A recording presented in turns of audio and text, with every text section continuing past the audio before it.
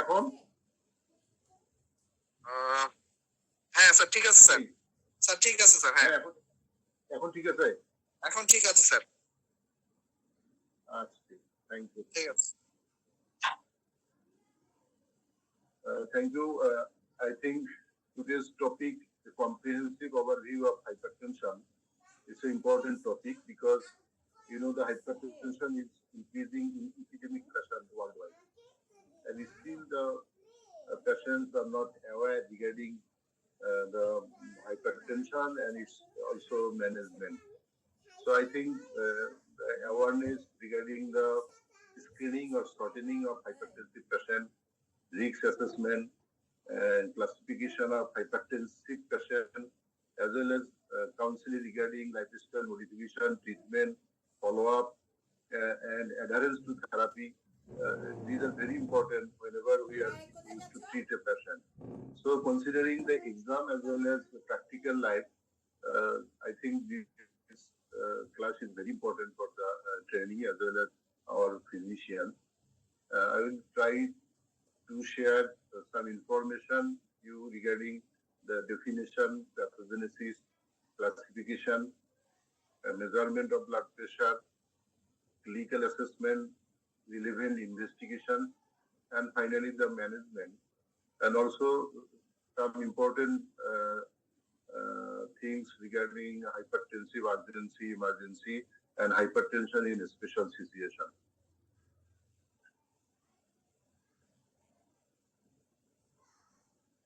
So hypertension is defined as the level of blood pressure at which the benefit of treatment unequivocally outweighs the risks of treatment.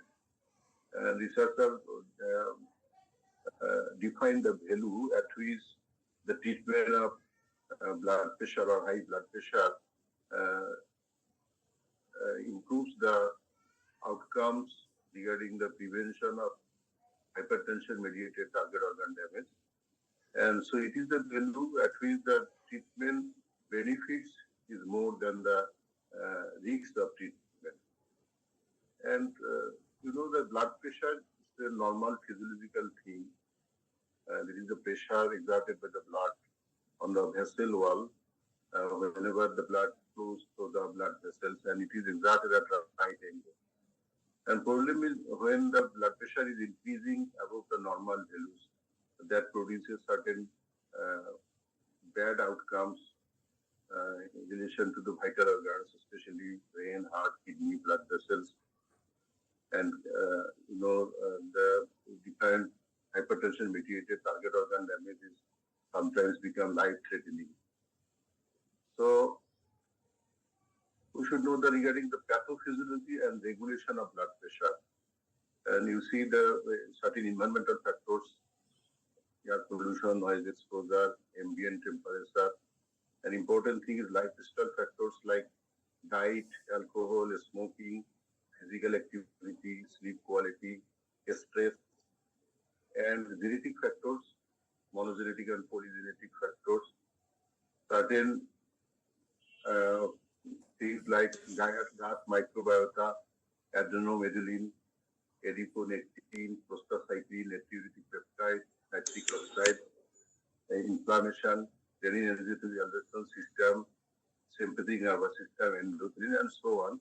The different factors, there is a multifactorial influence in regulation of hypertension, blood pressure. The genetic factors as well as environmental factors both are important in regulation of blood pressure. So whenever we address a hypertensive patient, we should remember regarding the underlying pathogenesis and etiological factors of high blood pressure or hypertension, including the lifestyle factors, environmental factors, and endogenous different different substances that are responsible for the regulation of blood pressure. And the blood pressure is the end product of cardiac output and total peripheral vascular resistance. And it is the systemic vascular resistance which is very important in increasing blood pressure. So in advancing disease, whenever there is changes in the vascular wall, atherosclerotic changes, and the vessel stiffness increases. The total peripheral resistance is increasing. So in advanced stages, there is chance of raised blood pressure. And sympathetic overactivity, aldosterone, renin-angiotensin aldosterone system, salt water retention, and different hormonal influences. There is the overactivity of sympathetic nervous system responsible for increasing blood pressure. The hypertension is classified in two types, essential hypertension or primary hypertension and secondary hypertension. And most of the cases, the primary hypertension is around 95%. And in only 5 to 10% cases, we may be able to detect the underlying cause of hypertension. Out of these, important one is, the renal disease like chronic kidney disease, renovascular disease, polycystic kidney disease, and endocrinopathy like Cushing syndrome, pheochromocytoma, cytotoxicosis or hypothyroidism, hyperparathyroidism, acromegaly. These are the very important causes, endocrine causes of hypertension. And pregnancy, obesity, alcohol, drugs like corticosteroid, NSAID, and symptomatic drugs or contraceptive pills. These are important etiology behind the secondary hypertension. And another thing, the coarctation of water is also important cause of secondary hypertension. And it is one of the important duty of a physician to evaluate a hypertensive patient to knock out the secondary cause of hypertension, especially in a younger one when are presented with hypertension. We should keep in mind that the patient might have a secondary hypertension. So, পলাশ কি শোনা যাচ্ছে কিনা? পলাশ শোনা যাচ্ছে sir, শোনা যাচ্ছে sir. Then the classification of hypertension based on office blood pressure measurement. Blood pressure measurement in office settings or out office settings. In out office settings, it is the home blood pressure measurement, and another is the 24-hour ambulatory blood pressure measurement. In office blood pressure measurement, normal blood pressure is said when the systolic blood pressure less than 130 and diastolic less than 85 millimeter mercury. You see, there is a word and. Both systolic and diastolic should remain within the normal range. That is less than 130 and less than 85 diastolic. And another category is the high normal, whenever the systolic blood pressure 130 to 139 and or diastolic 85 to 89. And hypertension is said when there is grade, the blood pressure is equal or more than 140 systolic and or diastolic 90 or more than 90 millimeter mercury. And grade 1 is 140 to 159 and or diastolic 90 to 99. Grade 2, whenever the systolic is 160 or more than 160 and or diastolic 100 or more than 100. This is based on European Society of Hypertension latest guideline. And we are habituated with the JNC7 classification of hypertension. You see normotensive, one having blood pressure less than systolic 120 and diastolic less than 80. And whenever the systolic is 120 to 139 or diastolic 80 to 89, they are designed as pre-hypertensive one. And hypertension is said whenever the blood pressure systolic at or above 140 and diastolic at or above 90 millimeter of mercury. And stage 1 is said when there is systolic blood pressure 140 to 159 and or diastolic 90 to 99. Stage 2, systolic 160 or more than 160 and or diastolic 100 or more than 100 meter mercury. And in JNC7, there is another stage 3, there was another stage 3, there is the systolic 180 or more than 180 and diastolic equal or more than 110 millimeter mercury.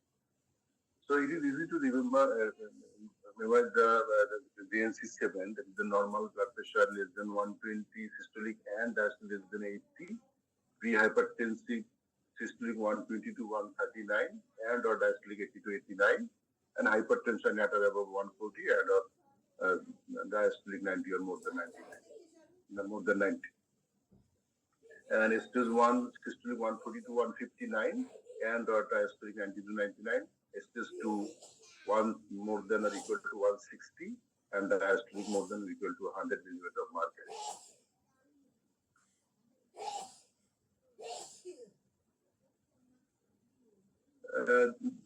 These classification depends on British guideline.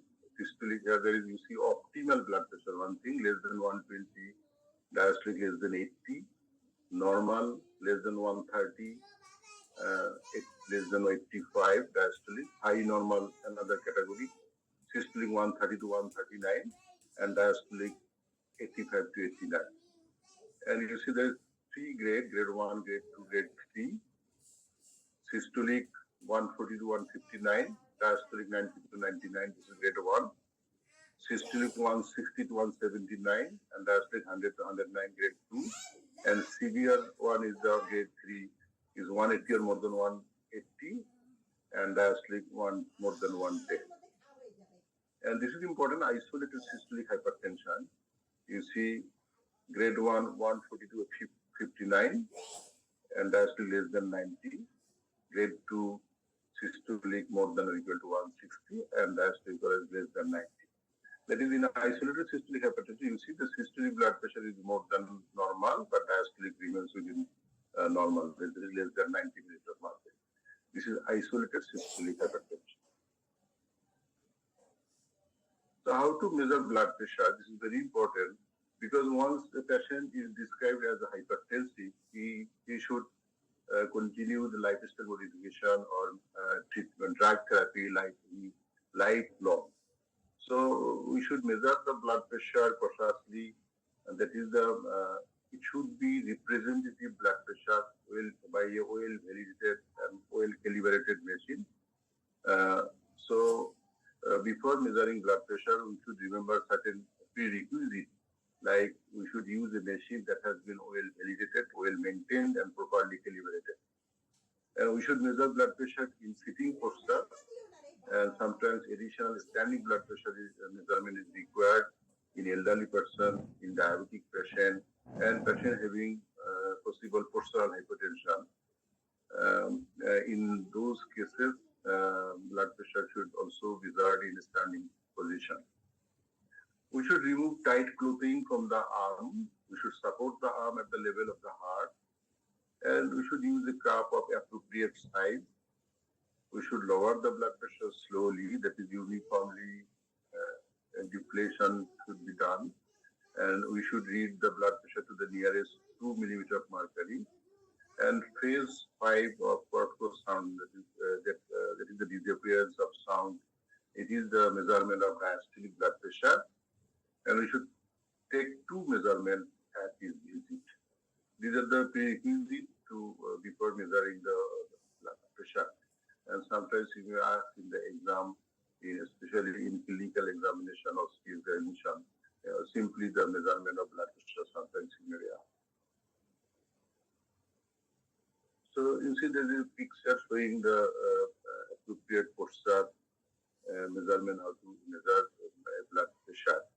In home blood pressure, I have already told you out-of-fish measurement blood pressure that might be done in the home settings or ambulatory blood pressure measurement. And there is also an office blood pressure measurement in chamber practice or in hospital setting. This is the office blood pressure measurement. And in later slide, I will show you there are two entities, the white coat hypertension and mass hypertension. To knock out or to establish the white coat or mass hypertension, this is very important. That is the home blood pressure measurement or ambulatory blood pressure measurement. In home blood pressure measurement, we take 2 readings with 1 minute interval between, and finally we use average 1.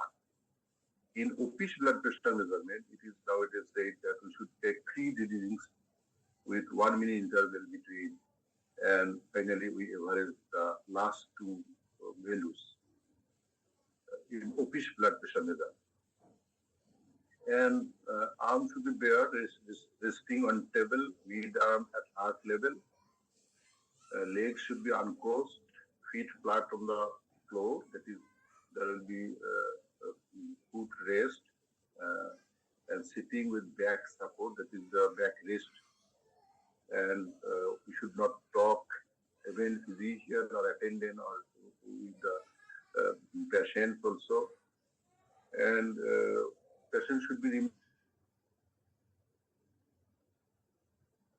avoidance of smoking, coffee, food beverage, and drug or exercise at least 30 minutes before measurement of blood pressure. And the environment should be remain quite comfortable temperature, quiet room. And first one, important one is that we should use validated and automated electronic alarm device. That is, the blood manometer should be well validated, well calibrated, and patient should remain in relaxed position in sitting posture. That should be foot raised, back raised, and hand should be supported, and arms, the cup should be placed at the level of the heart, and avoidance of smoking, coffee, and exercise at least 30 minutes before measurement of blood pressure. These are the very important things whenever we use to measure the blood pressure. We should remember these things. You see the arm circumference. When the patient arm circumference 20 to 26 centimeter, we should use a small adult cup size. If it is 27 to 34, adult size, 35 to 44, large adult, and 45 to 52 centimeter adult size cup size. Blood pressure measurement plan according to the office blood pressure level. If the office blood pressure level less than 130 to 85 millimeter mercury, there is 130 systolic and less than 85 millimeter mercury diastolic, we remeasure within 3 years. And patient having risk factors 1 year, the blood pressure should be remeasured. And in the level systolic 130 to 159 or diastolic 85 to 99, if possible, it should be confirmed with out of office blood pressure measurement. And there is high possibility of right quarter mass hypertension. Alternately confirmed with repeated office visit. And if the blood pressure level 160 over 100 meter of mercury, 160 systolic and diastolic 100, we should confirm within days or weeks. Okay.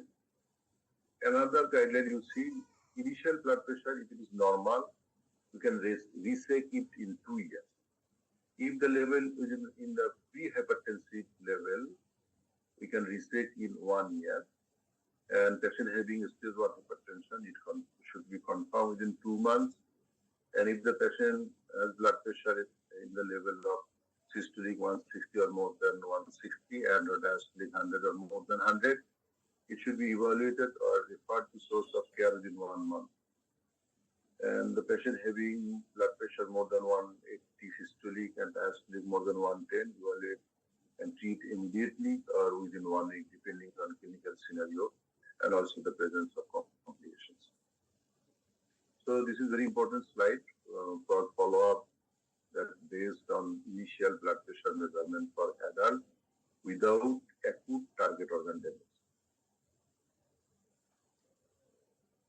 And whenever we deal with patients with hypertension, we should have a third eye regarding the cardiovascular risk factors. It's common in patients with hypertension. There are some factors that are modifiable and some are relatively fixed risk factors.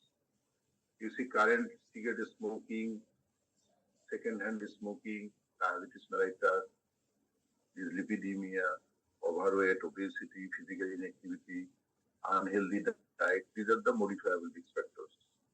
And relatively fixed risk factors are, you see, chronic kidney disease, family history, increasing age, low systemic status, male sex, obstructive sleep apnea is very important. And I think this is a silent killer, the obstructive sleep apnea, having large cardiovascular, producing a large cardiovascular risk.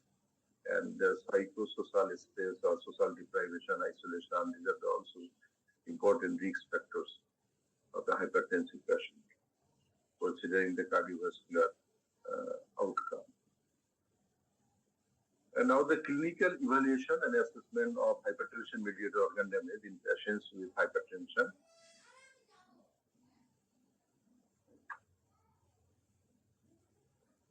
the aim is to establish the diagnosis and grade of hypertension. There is no investigations for diagnosis of hypertension. It is the appropriate measurement of hypertension. This is the diagnosis of hypertension. And it is very important to quantify the severity of hypertension by grading the hypertension and screening for the potential secondary causes of hypertension, identification of factors that are potentially contributing to the development of hypertension, identify concomitant cardiovascular risk factors, and identification of concomitant disease, and establish whether there is an evidence of hypertension-mediated organ damage or existing cardiovascular, cerebrovascular, or renal disease.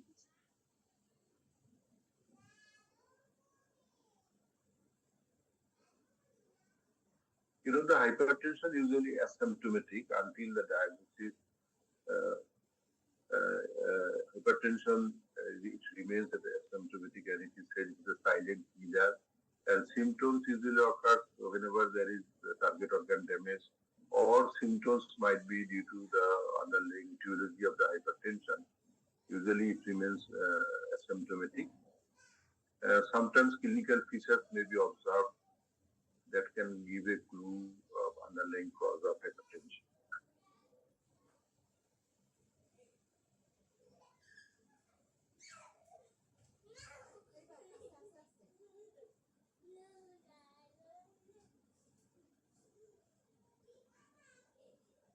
Still, there might be some symptoms of patient having hypertension. Some patient may claim chest pain, shortness of breath, palpitation, claudication, peripheral edema, headache, blurring of vision, noxuria, hematuria, and dizziness. These are symptoms due to target organ damage or might be due to underlying etiology.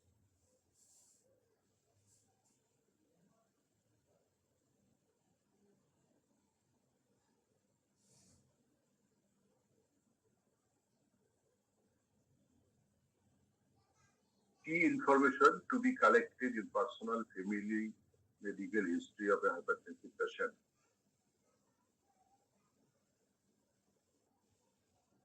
You may be asked in the exam to make a checklist regarding these slides. Risk factors like family and personal history of hypertension, cardiovascular disease, stroke, or renal disease. Family and personal history of associated risk factors like hypercholesterolemia, smoking history, dietary history, salt intake, alcohol consumption, lack of physical exercise or sedentary lifestyle, history of erectile dysfunction, sleep history, snoring, sleep apnea, previous hypertension in pregnancy or preeclampsia. And history and symptoms of hypertension-mediated organ damage, cardiovascular disease, stroke, and renal disease. Regarding brain and eye, headache, vertigo, syncope, impaired vision, transient ischemia, sensory motor deficit, stroke, carotid revascularization, cognitive impairment, dementia. Regarding heart, these are the symptoms like chest pain, shortness of breath, edema, a history of myocardial infarction, coronary revascularization, syncope. Kidney regarding thirst, polyuria, noxuria, hematuria, urinary tract infection, peripheral arteries, and patient history or family history of chronic kidney disease, and history of possible secondary hypertension if the patient young, that is having a grade 2 or grade 3 hypertension, that is the age less than 40 years, but hypertension in the grade of second, grade 2 or 3 grade hypertension, or sudden development of hypertension or rapidly worsening blood pressure in older patients. History of renal or urinary tract disease, recreational drug or substance abuse, concurrent therapies like corticosteroid, nasal vasoconstrictor, chemotherapy, history of spontaneous or diuretic provoked hypokalemia, episodes of muscle weakness and tetany, the hyperaldosteronism, symptoms such as thyroid disease or hyperparathyroidism, history of or current pregnancy and oral contraceptive use, history of sleep apnea. During history taking, you should remember these things. Also, anti-hypertensive drug treatment like current or past anti-hypertensive medication, including effectiveness and intolerance to previous medications, and adherence to therapy. This is also very important.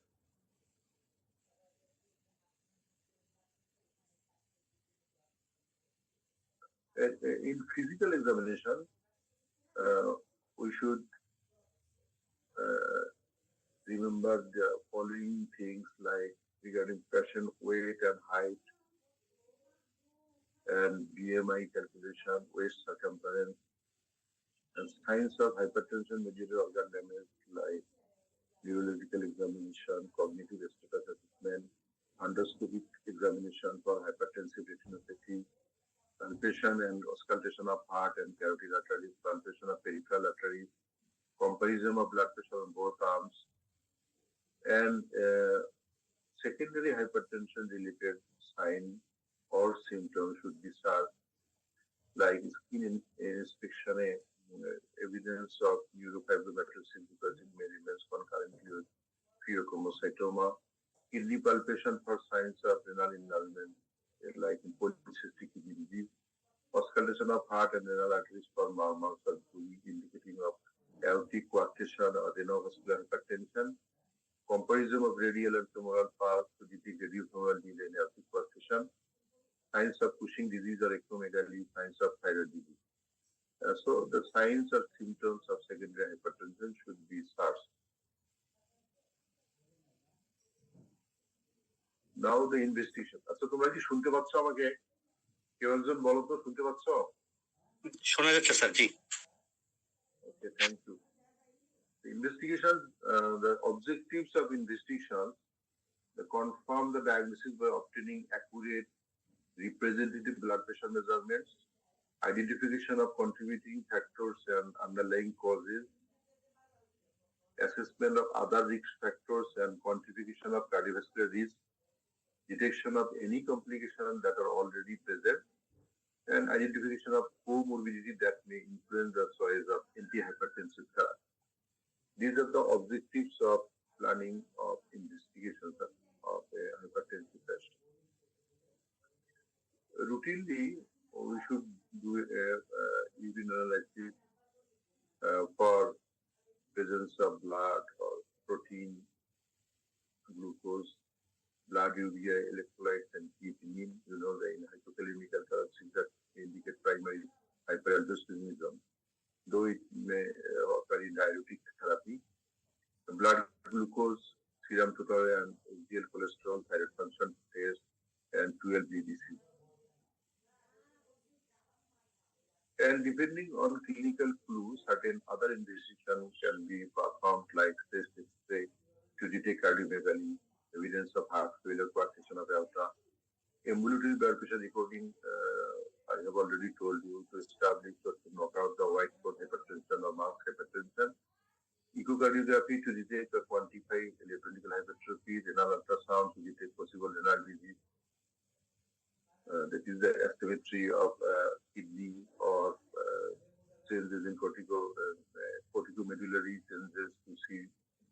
And renal angiography to detect or confirm the presence of renal stenosis, urinary catecholamines, in pheochromocytoma, it may be asked. Urinary cortisol and dexamethasone suppression test, plasma renin activity in aldosterone, Now, whenever we refer a patient with hypertension for hospital-based care, we asked in the exam what are the indications of for admission of a hypertensive patient in hospital. Patient in whom secondary hypertension is suspected, younger patient less than 40 years with grade 2 or more severe hypertension, in whom secondary hypertension should be excluded, patients with treatment-resistant hypertension, patient in whom more detailed assessment of hypertension-mediated organ damage would influence treatment decisions, patients with sudden onset of hypertension when blood pressure has previously been normal, and other clinical circumstances in which the referring doctor feels more specialist evaluation is required. So these are the indication of referring of hypertensive patient for hospital-based treatment. Meta-analysis of RCT shown that a 10 millimeter reduction of systolic blood pressure or a 5 millimeter reduction in diastolic blood pressure is associated with significant reduction in all major cardiovascular events by 20%, all-cause mortality by 10 to 15%, stroke will be reduced by 35%, coronary events by 20%, and heart failure by 40%.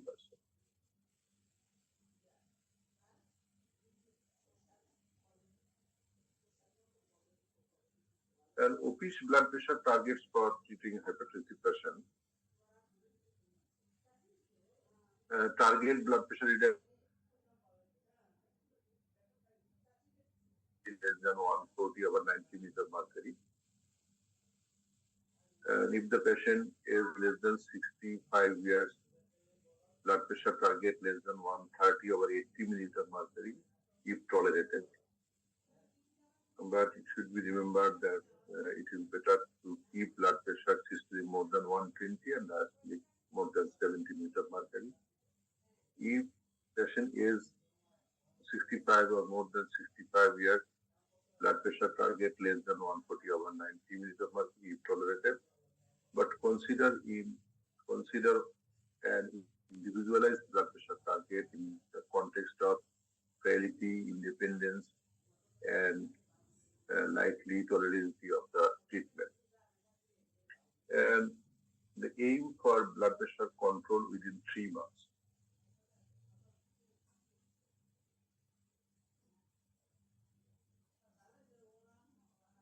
Depending upon the presence of comorbidity or target organ damage, the target range will be varied. In OP's blood pressure measurement in the age group 18 to 65 years, target to 130 or lower if tolerated, but not less than 120. If the patient is having diabetes, target to 130 or lower if tolerated, but not less than 120. In presence of chronic kidney disease, it is less than 140 to 130 if tolerated. In coronary disease, target to 130 or lower if tolerated, but not less than 120. Patient having a stroke or transient ischemic attack, target to 130 or lower if tolerated, but not less than 120. But in advancing ages, you see the patient having age 80 or more than 80 years, target 130 to 139 if tolerated. In diabetic, 130 to 139. In chronic kidney disease, it is also 130 to 139. In coronary artery disease, 130 to 139. And in presence of a stroke or transient ischemic attack, it is also 60 to 130 to 139. But in all cases, in elderly person, diastolic blood pressure 70 to 79, 70 to 79 is the target blood pressure in OP's blood pressure measurement.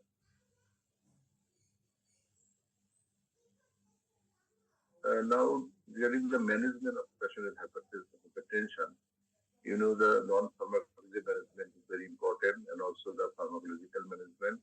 It is the drug treatment. And best proven non-pharmacological intervention for prevention and treatment of hypertension. Number one is the weight loss, that is the maintenance of ideal body weight and healthy diet. You know, the dietary advice, dietary approaches to stop hypertension.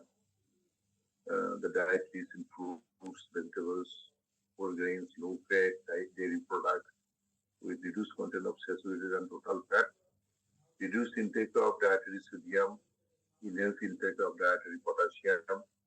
These are the non-pharmacological advocacy of the hypertensive patient. And another important thing is the physical activity and aerobic exercise is very important, and the moderation of alcohol intake. These are the non-pharmacological approaches for prevention and treatment of hypertensive patient. And now the pharmacological management, the choice of antihypertensive drug will depend. It is dictated by the patient's age, ethnic background, although cost and convenience will influence. And response to initial therapy, side effects, guide subsequent treatment, and comorbid conditions also have influence on initial drug selection.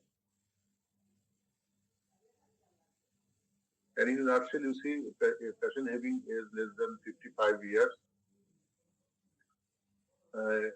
in initial stage, in step one, we can prescribe a C inhibitor or angiotensin receptor blocker. But if the patient is more than 55 years, in that case, calcium channel blocker, and if it is failed, then step two, a C inhibitor or ARP plus calcium channel blocker. In step three, the diuretics will be added. And in step four, whenever it is designed as resistant hypertension, in that case, angiotensin receptor blocker or angiotensin converting enzyme inhibitor, calcium channel blocker, diuretics, and consideration of further diuretic or alpha or beta blocker. And there is option of seeking expert advice in step four.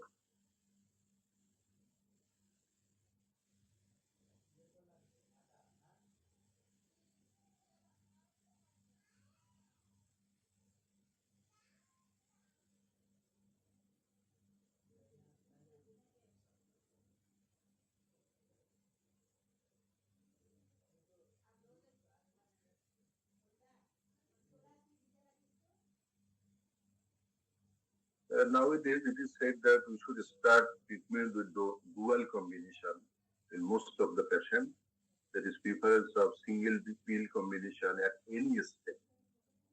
And in step one, it is said that angiotensin converting enzyme inhibitor or angiotensin receptor blocker plus calcium channel blocker or thiazide or thiazide-like diuretic. And in step two, that there will be triple combination, a C inhibitor or ARB plus calcium channel blocker plus diuretic. And in step three, it is the true resistant hypertension as a consideration of consultation of hypertension specialist in patients who are still not controlled. And you see, beta blocker can be used as monotherapy or at any step of combination therapy. And we can start with monotherapy only in selected patients who risk hypertension and blood pressure less than 150 over 95 millimeter mercury, or high normal blood pressure and very high cardiovascular risk, or failed patient and or advanced patient. In those situations, we can start only monotherapy. Otherwise, it is better to use single pill combination. That is the dual combination in step one, then triple combination in step two, and further drugs in step three. So, what are the drugs used in treatment of hypertension? Diuretics, ACE inhibitor, ARB, calcium channel blocker, beta blockers, combination of alpha and beta blockers, and other vasodilator like alpha-1 blocker, hydrolyzing, and minoxidil.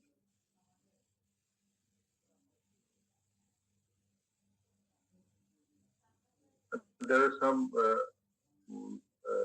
compelling indication of using antihypertensive depending the presence of comorbidity. Uh, in alpha blocker, there is compelling indication in benign enlargement of prostate. ACE inhibitor when there is heart failure, left ventricular dysfunction, post-MI, or established coronary artery disease, type 1 diabetic nephropathy, secondary stroke prevention. Angiotensin receptor blocker whenever the ACE inhibitor intolerance, type 2 diabetic nephropathy, hypertension, left ventricular hypertrophy, heart failure in ACE intolerant patient after MI. Beta blockers, MI, angina, and heart failure, calcium channel blocker, hydropyridine group, older patient, isolated systolic hypertension, rate limiting calcium channel blocker when there is angina, thiazide or thiazide-like diuretics, elderly individual, isolated systolic hypertension, heart failure, secondary stroke prevention. So this is also very important slide. In hypertensive retinopathy, these are the changes. Now the special situations. like high blood pressure in acute care setting. This is very important. Uh, Sometimes blood pressure is measured in acute care settings to judge vital signs and volume, the status of the patient, rather than the presence or absence of hypertension. And blood pressure values obtained in acute care settings are unlike, or it's not useful.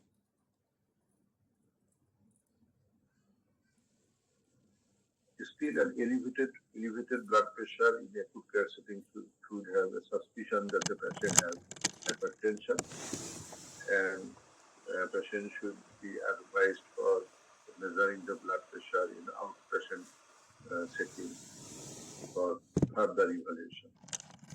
So, in acute care settings, we should not declare a patient as a hypertensive. Rather, he should be advocated for measurement of blood pressure in outpatient setting to establish the diagnosis as hypertensive or normotensive or pre-hypertensive.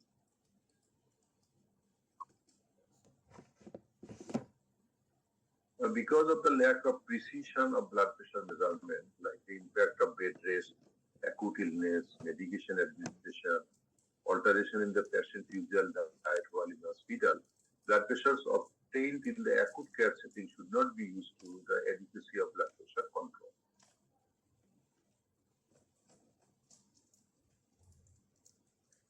For example, a patient presented with retention of urine due to other causes, transiently we may found that the patient have high blood pressure.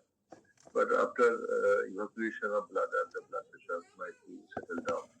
So in acute care settings, we should wait and first time the acute crisis should be treated or addressed adequately and appropriately. And finally, the patient should be evaluated in outpatient settings to establish whether the patient is hypertension or not. This is very important. White coat hypertension, untreated condition in which blood pressure is elevated in the office, but it is normal when it is measured by ambulatory blood pressure or home blood pressure measurement or both. And you see around 30 to 40% people with an elevated office blood pressure, but they are normotensive. A significant white coat effect can be seen at all grades of hypertension, but prevalence is greatest in grade 1 hypertension.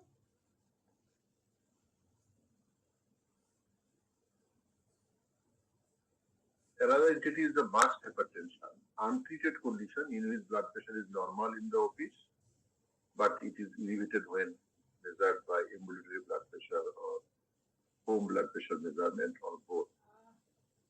And it can be found in approximately 10 to 20% of patients with a normal office blood pressure. There is the patient having hypertension, but in office blood pressure measurement, he is found that he is normotensive. But whenever their blood pressure is measured in out office setting, they have high blood pressure or hypertension. This is masked hypertension. So in white coat hypertension, the cardiovascular risk is intermediate, and they should remain follow up with lifestyle changes. But in masked hypertension, cardiovascular risk is as sustained hypertensive, and drug treatment may be required aiming to normalize out of his blood pressure. So in white coat hypertension, follow-up is essential. In masked hypertension, treatment may be required to normalize the blood pressure.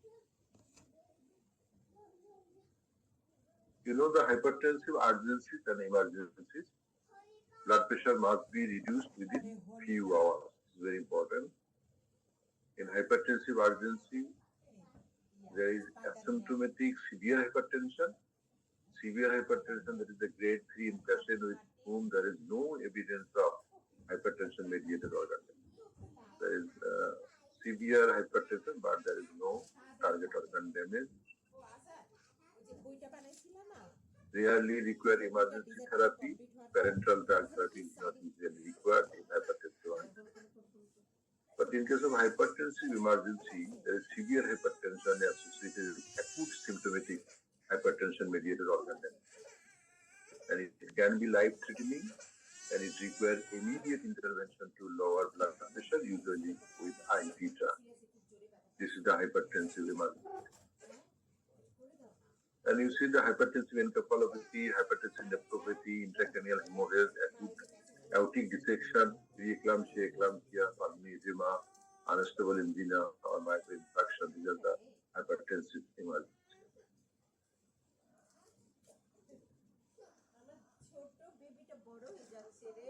Diagnostic workup for a patient with hypertensive emergencies and urgencies and common test endoscopy, ECG, hemoglobin, platelet count, you see fibrinogen level, peripheral blood film, creatinine, EGFR, electrolyte, LDL, haptoglobin, albumin, creatine ratio, urine microscopy, pregnancy test sometimes in women with childbearing ages.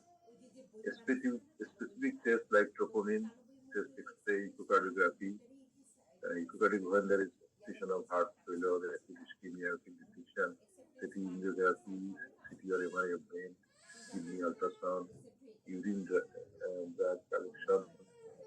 These are the investigation might be necessary patient having hypertensive emergency urgency. Initial goal in hypertensive emergency, blood pressure should be reduced by not more than 25%. That is within minutes to 1 to 2 hours. Then toward 160 over 100 millimeter mercury within 2 to 6 hours. Then further reduction toward a normal blood pressure in next 24 to 48 hours in hypertensive emergency.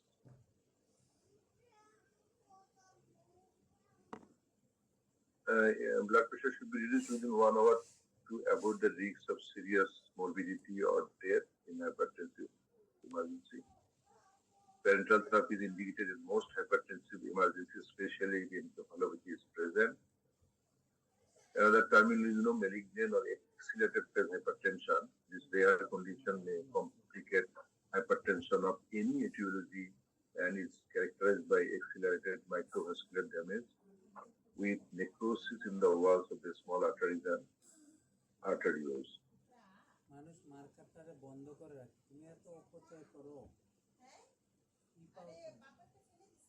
And there is intravascular thrombosis,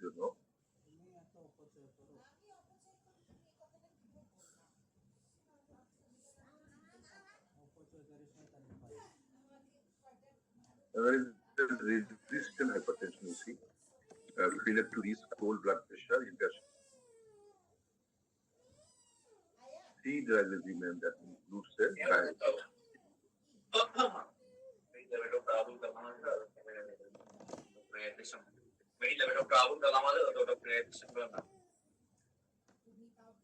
After excluding potential identifiable hypertension, clinicians should carefully explore reasons why the patient is not at goal blood pressure, and particular attention should be paid to diuretic type and dose in relation to renal function.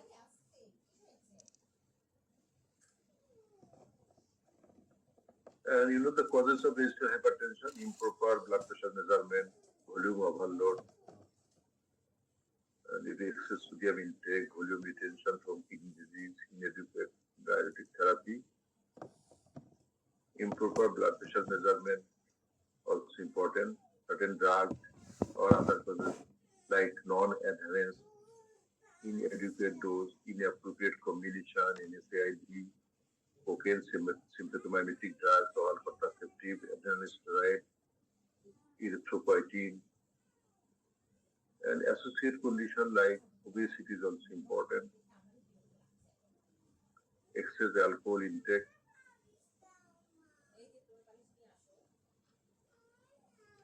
Resistant hypertension, how will you treat? Patient is not controlled with inhibitor ARB plus calcium channel blocker plus diuretic. In that case, if the patient has a chronic kidney disease, stage 1 to 3, GFR more than equal to 30, in that case, along with this drug, you can prescribe spironolactone or or beta blocker or centrally acting drug. If the patient having chronic kidney disease, stage 4 and 5, EGFR less than 30, in that case, chlorthalidone or beta blocker or alpha blocker or centrally acting agent. Another terminology is the refractory hypertension. Some patients with medical therapy. 4 or more drugs with complementary mechanism giving a maximal tolerated doses under the care of a hypertension specialist. Such patients are referred to as having refractory hypertension. You see 4 or more drugs. And refractory hypertension was defined as the inability to achieve blood pressure control, that is to less than 140 to 90 meters per mercury, despite at least 3 visits to the hypertension clinic over 6 or more months. And in that case, we should consider renal denervation if EGFR more than equal to 40. This picture showing the renal denervation technique. And certain condition, whenever the patient has hypertension and diabetes mellitus, according to ADA 2023, blood pressure threshold 140 over 90 meters of mercury. And in high cardiovascular risk patient, our target to achieve blood pressure less than 130 over 80 meters of mercury. And in low cardiovascular risk patient, or patient having portal hypertension, dilatation, high risk of adverse effect, in that case, BP target less than 140 over 90 meters per mercury. This is very important because most of the diabetic patient have hypertension. So we should remember the target blood pressure. Patient having high cardiovascular risk, target less than 130 over 80. Postal hypertension or elderly individual or high risk of adverse effect, in that case, target is less than 140 over 90 meters per mercury. Drugs are initially acetylcholine ARB, calcium channel blocker, thiazide diuretic. Patient having albuminuria, acetylcholine ARB, and if the HTN more than 300, in that case also acetylcholine or ARB.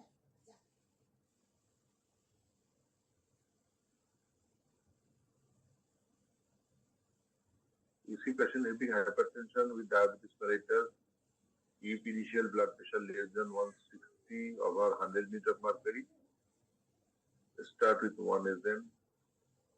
If albuminuria present, start with senior ARB. No albuminuria absent, in that case, you can start with inhibitor ARB or calcium cerebral diuretic. And lifestyle management is necessary in all cases. If the blood pressure, initial blood pressure 160, more than 160, and diastolic equal or 100, equal to 100 or more than 100, along with lifestyle modification, we should start 2 agents. In presence of albuminuria, start with the or ARB and CCB, the calcium channel diuretic. Without albuminuria, we should start with out of 3 to 2, the senior ARB, calcium channel diuretic. Here you see the inhibitor ARB is mandatory, inhibitor ARB and calcium channel diuretic.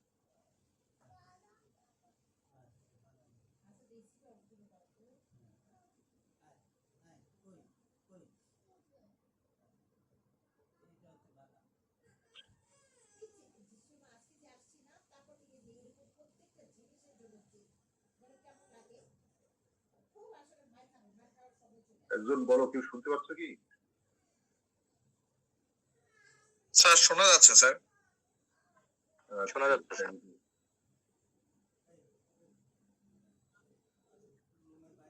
Patient having hypertension with chronic kidney disease, the ACE inhibitor or ARB not recommended for primary prevention of CKD with normal ACR. And control of blood pressure and reduction of proteinuria is the main therapeutic target.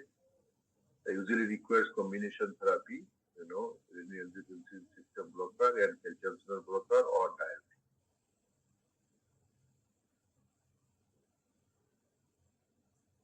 CKD with hypertension. Level of proteinuria if ACR less than 30, that is CKD with no proteinuria. Blood pressure threshold systolic more than 140 or diastolic more than 90. Target blood pressure systolic less than 140 and diastolic less than 90. And proteinuria more than 30 milligram per ACR more than 30 milligram per gram, diabetic or non-diabetic.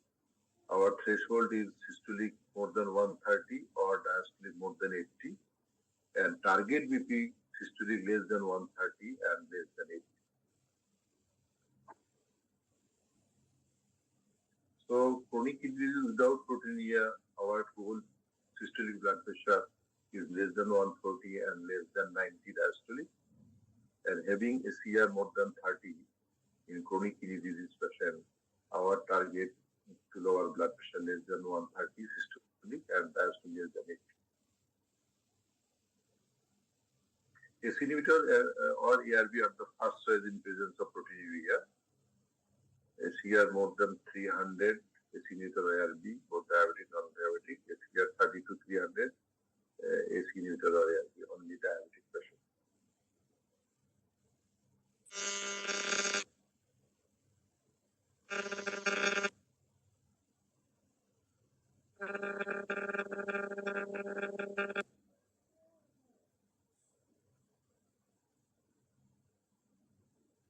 Chronic kidney disease patient, stage 1 to 3, you see, ACE inhibitor or ARB plus calcium channel blocker or diuretic.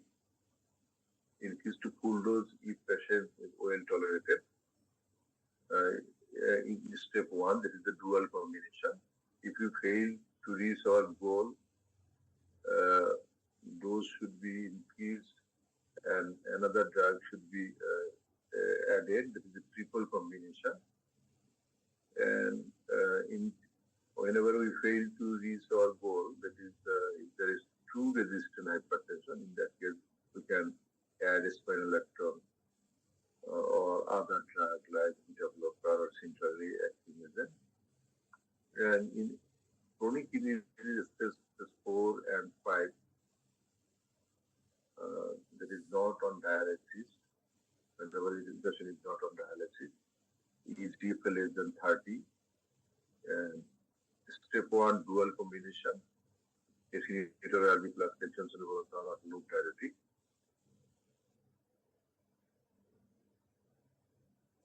It is plus loop diuretic, and in that case, when there is GFR less than 30 or stage 4 or 5, in that case, we cannot use a spironolactone. In that case, chlorthalidone or other diuretic, loop diuretic, or beta blocker or centrally acting drug. Hypertensive patient having heart failure, our blood pressure target is systolic 110 to 130 millimeter mercury.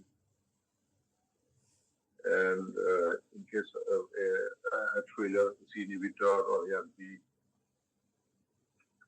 carbidopa beta blocker, carbidopa metoprolol, bisoprolol, or diuretic, calcium channel blocker.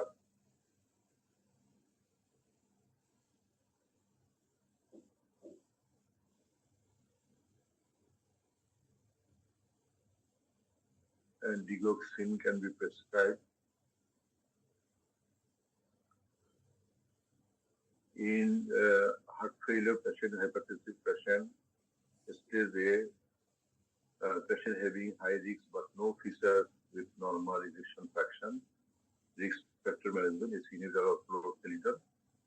Asymptomatic ejection fraction less than 40%, in that case, is inhibitor ARB and beta blocker. Patient having overt symptom, is inhibitor or ARB.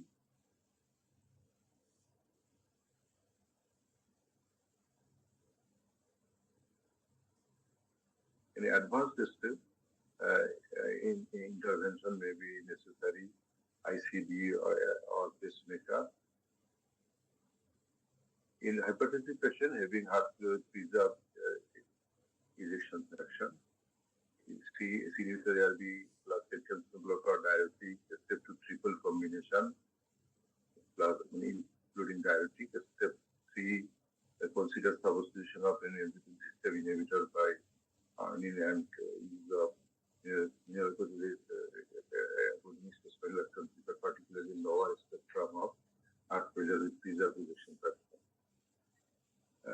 beta blocker can be used at any step of combination of therapy. Hypertension, left ventricular hypertrophy, that is reduction of blood pressure, decreased left ventricular hypertrophy, and ACE inhibitor or ARB and calcium channel blocker are more effective. Hypertension, coronary artery disease, I have already told you, every 10 millimeter reduction of systolic blood pressure reduces coronary artery disease by 17%. And our target blood pressure should be reduced less than 130 systolic and less than 80.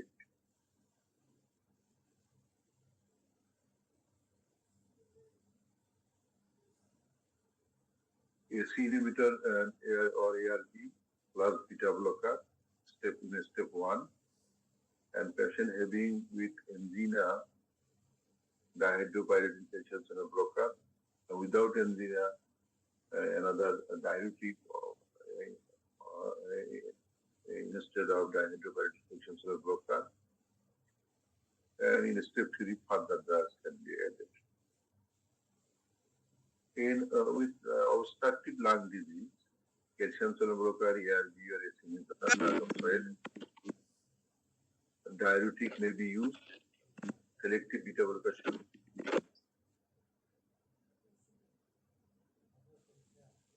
Hypertension and stroke. Major risk factor for stroke, an anti-hypertensive therapy reduces recurrent stroke. Choice of drug is ACE inhibitor or ARB or thiazide-like diuretic. In acute stroke, in hemorrhagic stroke, if the patient presents less than 6 hours of symptom onset, blood pressure lowering to less than 140 over 90 millimeters of mercury with IV therapy to avoid hematoma expansion and to improve functional neurological status.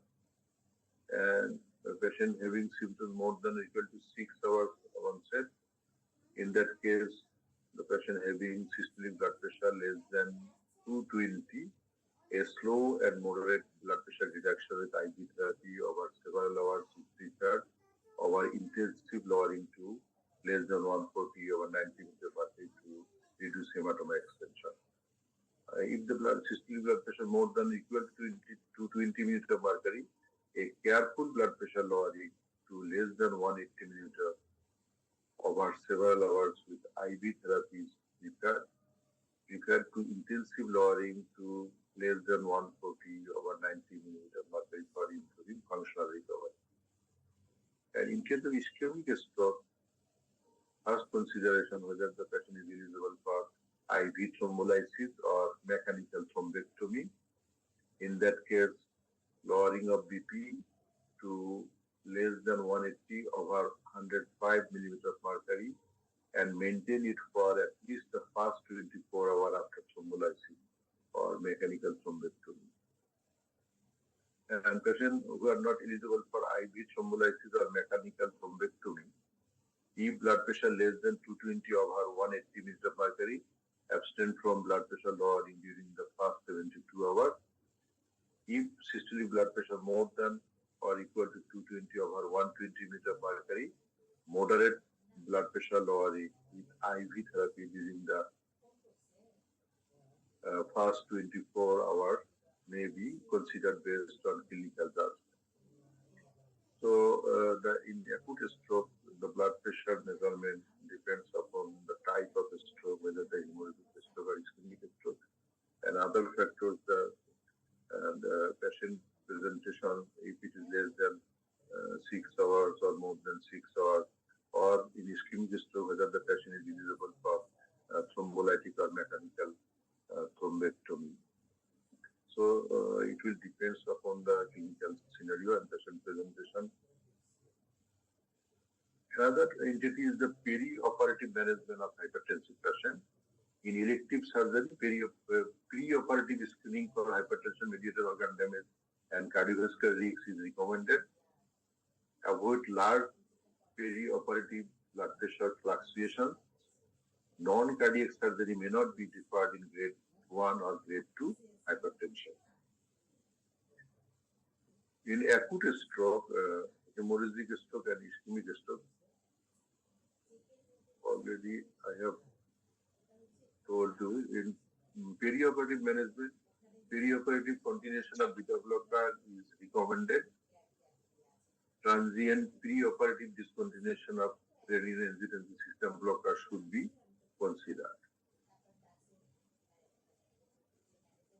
Hypertension in pregnancy is also very important. Most common medical problems during pregnancy. It occurs in about 10 to 15% of women. And you know, there are different categories of hypertension in pregnancy. In pregnancy, blood pressure more than equal to 140/90 millimeter mercury on two separate occasions, at least 4 hours apart. They are declared as hypertension in pregnancy. Pre-existing hypertension prior to pregnancy or occurring before 20 weeks gestation. Gestational hypertension, hypertension occurring after 20 weeks gestation without proteinuria or any other features of preeclampsia. Preeclampsia hypertension occurring after 20 weeks gestation with proteinuria, maternal organ dysfunction, or uteroplacental dysfunction. Eclampsia, generalized seizures in a pregnant woman previously diagnosed with preeclampsia, and hypertension that only occurs in clinical environment is called white coat hypertension. So, pre-existing hypertension, gestational hypertension, pre-eclampsia, eclampsia, and white coat hypertension, these are the entity woman in pregnancy, hypertensive pregnancy. What are the antihypertensive drugs that are effective and safe in pregnant lady? You know, the methyl dopa, labetalol, diltiazem, nifedipine, amlodipine, clonidine, doxazocine, and prazosin. These are the effective and safe medication for hypertensive pregnant lady. And initiation of antihypertensive in pregnancy. All women with persistent blood pressure more than 150/95 millimeter mercury. In women with gestational hypertension, pre-existing hypertension, parenthesis gestational hypertension, hypertension with hypertension-mediated organ damage when blood pressure more than 140/90 millimeter mercury. সুতরাং ভ্যালুটা 140/90 কমে আসলো যদি এটা gestational হয় বা pre existing hypertension superimposed gestational hypertension or hypertension is hypertension mediated organ damage. Hypertension in pregnancy, drug of choice, I have already told you, methyl dopa, levodopa, blood pressure target less than 140/90, and prevention of hypertension is preeclampsia. For prevention, aspirin 100 to 150 milligram in high to moderate risks of patients. In breastfeeding lady, all antihypertensive drugs are excreted in breast milk at very low concentration. Nifedipine and verapamil considered compatible with breastfeeding. ACE inhibitor are compatible with breastfeeding. ARB are not currently recommended in lactating women because of limited safety evidence. And you see, nice guidelines say that enalapril and thiazide like diuretic would bring them away better option in lactating women.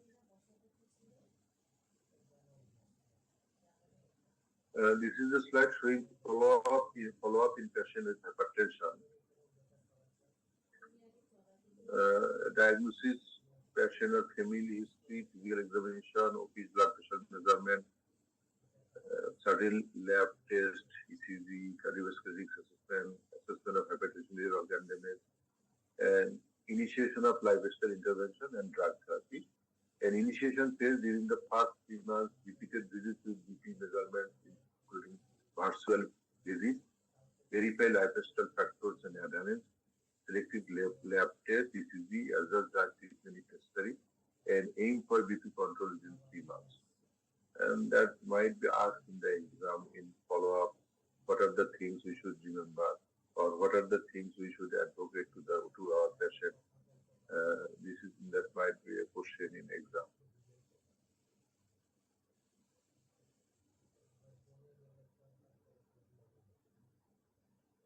the slide showing whenever we can withdraw the drug or what are the condition or whenever we can deprescribe. That is, in some low-risk hypertensive patient in whom treatment is accompanied by effective BP control for an extended period, it may be possible to reduce the number and or doses of drug. BP control is accompanied by healthy lifestyle changes such as weight loss, exercise habit, a low fat and low salt diet minimizes the environmental pressure influence. A reduction of medication should be made gradually. The patient's blood pressure should be checked frequently because reappearance of hypertension is frequent and can occur at variable time intervals. There is only within days or weeks, but also possibly after many months. Because of the slow redevelopment of structural arterial changes that favor a blood pressure elevation, patients with high cardiovascular risk, hypertension-mediated organ damage, or previous accelerated hypertension should not have their treatment withdrawn. So we can withdraw the drug in a hypertensive patient having long-term control level as well as patient having no hypertension-mediated organ damage or patient have no high cardiovascular risk. And the drug should be reduced gradually. That is the number or dose of the drug can be reduced very slowly and gradually. And patient should remain under follow-up because there is chance of recurrence of hypertension or reappearance of hypertension. I think this is today's presentation. I'm trying to share you certain information, especially some latest information regarding the hypertension and hypertension management. If you have any query,